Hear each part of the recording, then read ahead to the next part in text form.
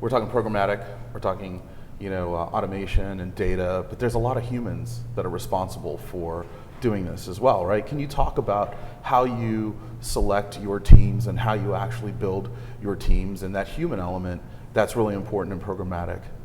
Yeah, I mean, I think for us, the biggest takeaway for me, having been the digital director for Governor Romney in 2012, was that we ran out of time. There wasn't enough things pre-built going into it that we could leverage, and things that were off the shelf never actually worked the way they were meant to, and we looked at what the Obama campaign did, and I think, some of the tech that they built was obviously very impressive, but it was more the investment in human capital and also probably some of the things like the timing. They had to make quick decisions because sometimes too much time is also your enemy because you have too much time to think about things as it goes through.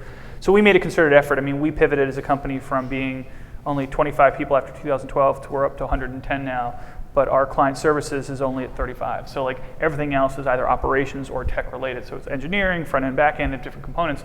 And I think you need to have that in order to really kind of, if you want to become a tech company in there. I think that's what everyone probably on this panel is probably more tech focused than most of the other agencies that you work with. I mean, in another life, I think a lot of the digital folks we work with would actually be just communicators. They're on the comm side, and digital is kind of the platform through which they communicate. So you just have to determine which side of the ledger you kind of fall through. And I think that's what you're looking when you're investing in staff. And for us, I don't think any of our engineers had a history in politics prior to 2012 or 14 when we hired them. I mean, we brought one of them over from whether it's a ComScore or a Marriott or a Millennial, like different places as they come through.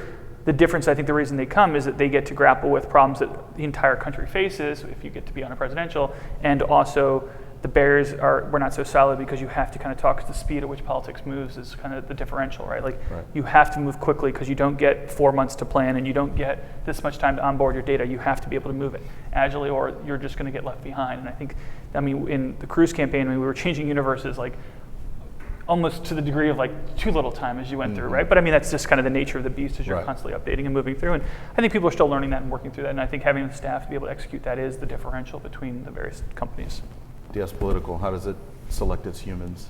Yeah, I mean, we really, time is the one finite quantity in a political campaign. You can always get more money, you can always get more volunteers, you can always get more staff, you can't get more time. And so everything has to be done right away, and it takes a very special type of person to realize exactly how to follow through with that. So we actually hire a lot of political staffers that are technically inclined as well, and make sure they get brought on and learn the ad tech side. And but first and foremost, they are political staffers. They know that they need to answer the phone at midnight when a client is calling on Friday about some message change or something that needs to happen. So we really have that ingrained at the deepest levels. But at the same time, we have a very heavy investment in the actual technology side of it, with a lot of automation and system processes that allow our clients to make a lot of these actions on their own or just get access to data in real time. So everything from enterprise reporting to full ERP systems that really take care of a lot of the manual labor that we have inside, and all the way down to our self-service platform at democraticads.com, where clients are able to come in, place an ad, buy in a fully automated fashion. All the ads get trafficked automatically, the bidding gets done automatically, and we're actually rolling out today a very deep integration with NGP Van, which is the largest tech provider on the Democratic side, which is going to provide access to our programmatic audience buying technology to literally every candidate on the Democratic side in America. Congrats, there's some news right there. Right? So, Jordan, humans matter, and how do you sort of work with that? Our goal is to hire all-stars, and so I think philosophically, we've in the past made mistakes. I think others have made mistakes in hiring for a position rather than hiring the all-star. Best illustration is the best intern we had in 2012 is now running our political buying operation. Tens of millions of dollars going through his computer. This guy started at the bottom, and it's really been nice to see is being able to have careers be built around our company. We're at about 60, 65 people now, and it's really been nice to see kind of that growth. I was hired in 2010 to write the company newsletter, and thankfully got out of that pretty quickly. It's the one thing that's always interesting about our industry is there's always emerging media, right? Emerging technologies. What are you finding is easier to do these days? And then also, what is becoming more complex? Well, I think that the ability to onboard data and to move quickly has become easier. I mean, I think it's commoditized to a degree. I think that the differential is, we talk about reach and frequency and your capacity to kind of match that beyond cookies into device ID and other components, and then integrations that you have, whether it's different onboarding partners or different integrations in some of the PMPs and other things that you have based upon your size and scale. And some companies are leveraging, I think, more reserves than others, and we're starting to see that across the board. Though, I think this cycle we're going to probably see a lot of those reserves come back on the market, it looks like, as it goes through the process. But all these things that have occurred, I think that's made it easier in some ways. I think what makes it harder is digital kind of is its own worst enemy as it relates, because there's so many decision points that you have to make. I mean, it is harder to put $10,000 up on digital advertising through an approval process that is a campaign than it is to put $1 million on television. And we still fight with the human element of what it takes to execute some of those things.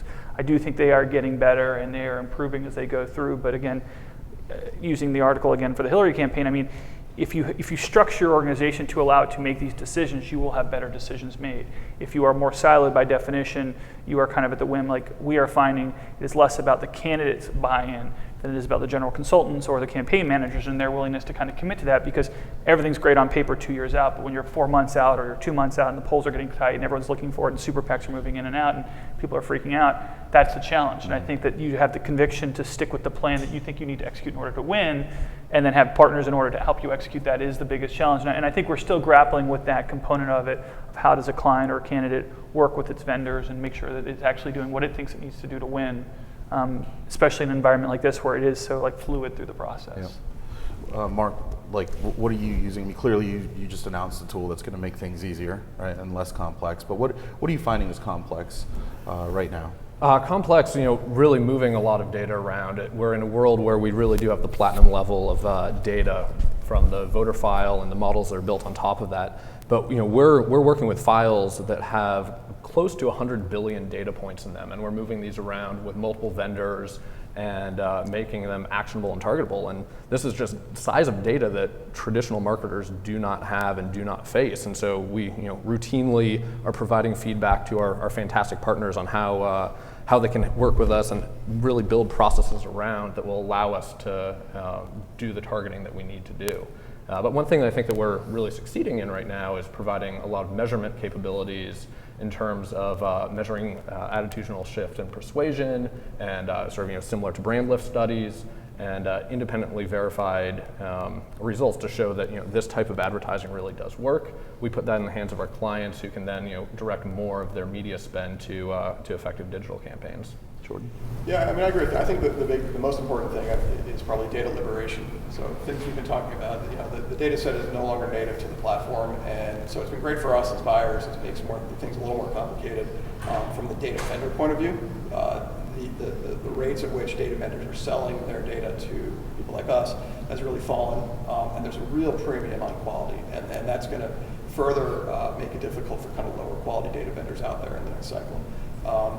I think just a big picture, as our customers become more educated, it's wonderful because they know what they're asking for, but sometimes walking them back is even a harder challenge than selling them and saying, no, I can't run your 60-second ad to seniors today, right, and get 100% viewability and reach and all that stuff.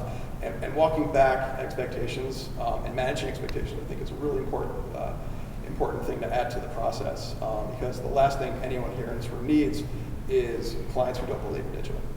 I think that take that point and take it. I mean, I've said before, we're in this era of big data and small content. We know so many things about it, and it allows people to overthink what they need to do, and they still don't want to solve the more human components of it. It's okay, but how do we make it bilingual? How do we make it a 6, 15, 30, 60 free form? What do we do when it's is it the same when it's under 25, when you're married, when you're all these type of conversations, and people look at you like you've just made exponentially more options that I have to solve for. Yeah, right. That's blowing my mind. That's really frustrating. And then the response is, okay, so I can provide you X amounts of segments or audiences or whatever you want to call it, and they're all getting the same message. So why did we break out these audiences, right? It is a challenge, and I think people are grappling with that. And I think that's sometimes what the clients latch onto as well as you look through the process. I mean, it should be segmented more like mail, but on the flip side, I see sometimes a race to the other side where they want it to behave like television. They just want better targeting, but against 18 plus, which to me is kind of crazy that you're still having that conversation as you go back and forth. And I think that's a challenge.